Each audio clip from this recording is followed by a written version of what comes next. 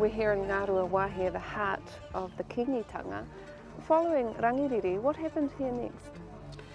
So after the Rangiriri battle in November 1863, the Kingitanga leaders made clear their desire for peace. They had suffered enough and they asked for peace, and General Cameron said that he wasn't in a position to negotiate peace with them, that only Governor Grey could do that.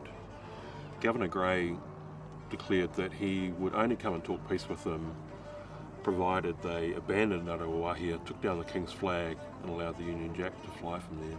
And that's a huge deal because Ngaruawahia is basically the capital of the Kingitanga. But nevertheless they complied with those preconditions. British troops enter Ngaruawahia 6th of December 1863. The Union Jack flies from the flagstaff here, but even then Grey never comes to talk peace.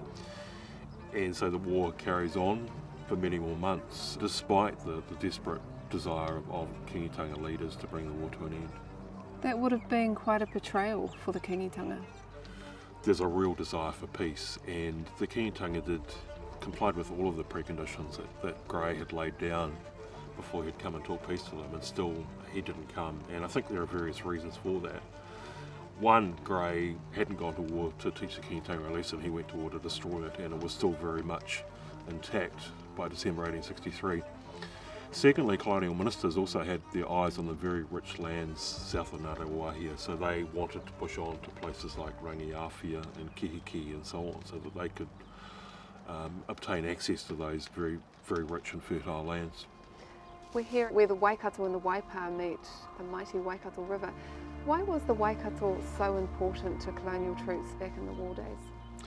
Well, whoever controlled the river controlled the war really, and the Waikato River was kind of like State Highway 1 in 1863-64, and it was a crucial means of delivering troops and supplies upriver very, very quickly in a much safer way than over land. When did the Kingitanga come back?